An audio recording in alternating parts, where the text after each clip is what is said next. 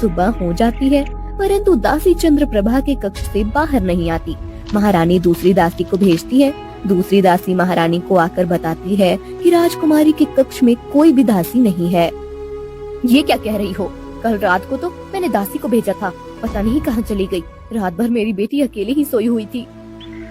ऐसे ही दिन बीतने लगते हैं और राजकुमारी बड़ी होने लगती है, परंतु इस पूरे समय में राज्य में एक विचित्र घटना घटने लगती है, जिस पर अब महारानी शुद्धेशना और महाराज शतानंद को चिंतन करना अनिवार्य हो जाता है। महाराज, समझ नहीं आ रहा है कि ये सब क्या है। राजमहल में जो चर्चा हो रही है, क्या वो सत्य है या सबका आभास? मैं भी वही विचार कर रहा हूँ राजकुमारी के विषय में। सब जो कह रहे हैं वो सत्य नहीं हो सकता। परंतु हर पूर्णिमा की रात राजकुमारी के कक्ष में जाने वाले दास दासी अचानक गायब हो जाते हैं। ये कैसे हो सकता है? वही तो समझ नहीं आ रहा है, क्या वो सत्य में गायब हो रहे हैं या फिर वो राजकुमारी के कक्ष में जाते ही नहीं हैं। यदि वो राजकुमारी के कक्ष में नहीं भी जाते हो, फिर भी वो राजमहल में तो दिखने चाहिए। पूर्णिमा के बाद वो राजमहल में कहीं दिखाई नहीं देते हैं। राजकुमारी अब बड़ी हो गई हैं और बहुत सुंदर भी दिखने लगी हैं। मैं उनके विवाह का विचार कर रहा हूँ। ऐसे में ऐसी चर्चा होना उचित नहीं है। राजकुमारी के कक्ष में जाने वाला अचानक गायब हो जाता है। ये बात यदि महल से बाहर किसी को पता चली तो राजकुमारी चंद्रप्रभा के विषय में सब बातें बनाने लगेंगे और मैं अपनी पुत्री के विषय में कुछ भी अनुचित नहीं सुन सकता। हमें पता लगाना ही होगा कि आखिर सत्य क्या है। अगली पूर्णिमा की रात को महाराज एक सेवक को राजकुमारी चंद्रप्रभा के कक्ष में सफाई करने के लिए भेजते हैं। वो सेवक भी अगले दिन गायब हो जाता है। ये बात पूरे राज्य में फैल जाती है कि राजकुमारी के कक्ष में जाने वाले गायब हो जाते हैं।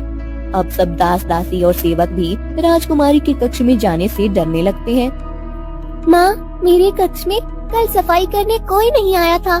तुम्हें पता है ना कि मुझे मेरा कक्ष बिल्कुल साफ सुथरा रखना अच्छा लगता है। आजकल मेरे कक्ष में कोई भी दासी नहीं आती। ऐसा क्यों कर रहे हैं सब? मैं भेजती हूँ किसी दासी को, तुम चिंता मत करो।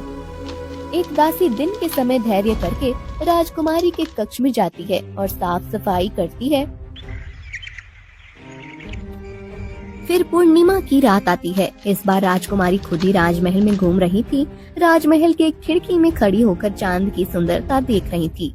तभी वहाँ महारानी शुद्धेशना आती है। चंद्रप्रभा, तुम अभी तक यहीं हो? जाओ, अपने कक्ष में जाओ। माँ, इतनी भी क्या जल्दी है? तो हो जाऊंगी थोड़ी देर में। नहीं, अभी चलो, चलो जल्दी। राजकुमारी चंद्रप्रभा को समझ नहीं आ रहा था कि महारानी इतनी जल्दी क्यों कर रही है।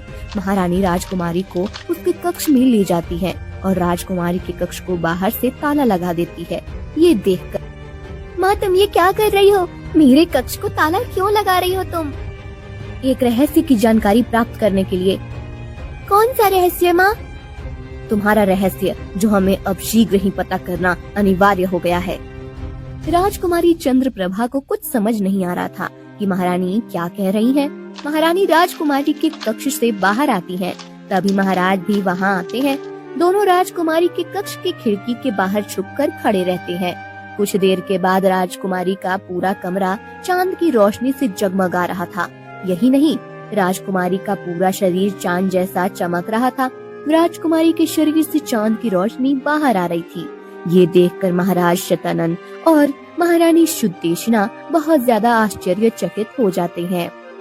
महारानी, ये सब क्या है? हमारी पुत्री का शरीर अचानक ऐसे चमक रहा है। मेरी भी कुछ समझ नहीं आ रहा है। हमारी पुत्री का रहस्य तो और भी ज्यादा उलझता जा रहा है। हाँ, अब तो लगता है कि चंद्रप्रभा का रहस्य अब हमारे गुरुदेव ही बता सकते हैं। मैं कल ही गुरुदेव से जाकर मिलता हूँ। अगली सुबह महाराज शतानंद गुरुदेव से जाकर मिलते हैं और उन्हें सब बताते हैं। राजकुमारी चंद्रप्रभा का ये रहस्य उसके जन्म के साथ जुड़ा हुआ है और इसका भेद तभी खुलेगा जब कोई ऐसा व्यक्ति राजकुमारी के सामने पूर्णिमा की रात चंद्रमा के प्रकाश में खड़ा रह सके, जो कहीं लुप्त ना हो। तभी राजकुमारी का सारा रहस्य प्रकट हो जाएगा।